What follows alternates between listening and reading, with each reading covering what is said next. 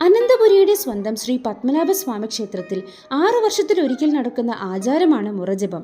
അതിൻ്റെ അവസാന ദിവസമായ ജനുവരി 14-ാം തീയതി രാത്രി ക്ഷേത്രവും ക്ഷേത്ര പരിസരവും ലക്ഷദീപം കൊണ്ട് പ്രഭാപൂരിതമാകും. അതിൻ്റെ ചില കാഴ്ചകളാണ് നമ്മളിപ്പോൾ കണ്ടുകൊണ്ടിരിക്കുന്നത്. 56 ദിവസം നീണ്ടു നിൽക്കുന്ന ചടങ്ങാണ് മുറജപം.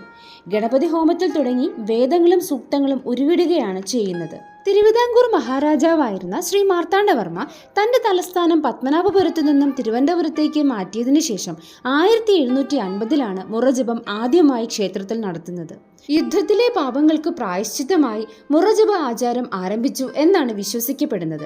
വേദജപം, മന്ത്രജപം, സഹസ്രനാമജപം, ജലജപം ഇങ്ങനെയുള്ള ചടങ്ങുകളാണ് മുറ പോലെ നടക്കുന്നത്.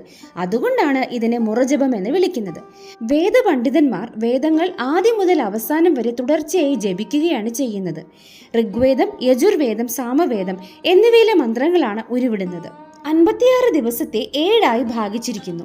8 ദിവസത്തെ വേദമന്ത്രമാണ് ഒരു മുറ. അവസാന മുറയായ 7ആം മുറയുടെ അവസാന ദിവസം ക്ഷേത്രത്തിൽ ലക്ഷം ദീപങ്ങൾ കത്തിച്ച് മകരശീവേലി നടക്കും. 14-ാം തീയതി വൈകിട്ട് 5 മണിയോടെ ഭക്തർക്ക് ക്ഷേത്രത്തിൽ പ്രവേശനം അനുവദിക്കും. ശീവേലി ദർശനമാണ് പ്രധാന ചടങ്ങ്. വൈകിട്ട് 6:30-യോടെ നിലവിളക്കിൽ ആദ്യ ദീപം തെളിയിക്കും. അത് കഴിഞ്ഞ് ശീവേലിപ്പുരയിലും ക്ഷേത്രത്തിനുള്ളിലും മണ്ഡപങ്ങളിലും എണ്ണവിളക്കുകളും നെയ്വിളക്കുകളും കത്തിക്കും. ഇടിഞ്ഞിലുകളിലും വിളക്കുകളിലും ദീപം തെളിയിച്ച ശേഷം ഇലക്ട്രിക് ലൈറ്റുകളും LED ബൾബുകളും കത്തുന്നതോടുകൂടി ക്ഷേത്രവും ക്ഷേത്ര പരിസരവും പ്രഭാപൂരിതമാകും. രാത്രി 8:30-യോടെ ശീവേലി ആരംഭിക്കും.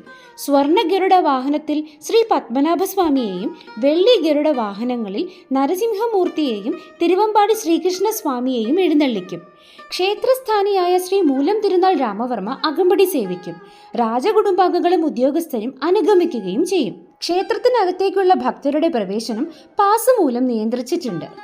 ലക്ഷദ്വീപ് ചടങ്ങിനോടനുബന്ധിച്ച് കോട്ടയ്ക്കകത്ത് ഗതാഗത നിയന്ത്രണവും ഏർപ്പെടുത്തിയിട്ടുണ്ട്.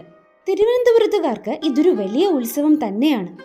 കണ്ണിനെയും മനസ്സിനെയും ഒരുപോലെ കുളിരണിയിപ്പിക്കുന്ന ഈ ഒരു കാഴ്ച കാണാൻ അവിടെ ജനങ്ങളുടെ പ്രവാഹമാണ്.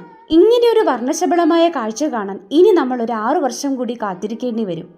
എന്തായാലും പ്രതീക്ഷയോടെ സന്തോഷത്തോടെ നമുക്ക് കാത്തിരിക്കാം.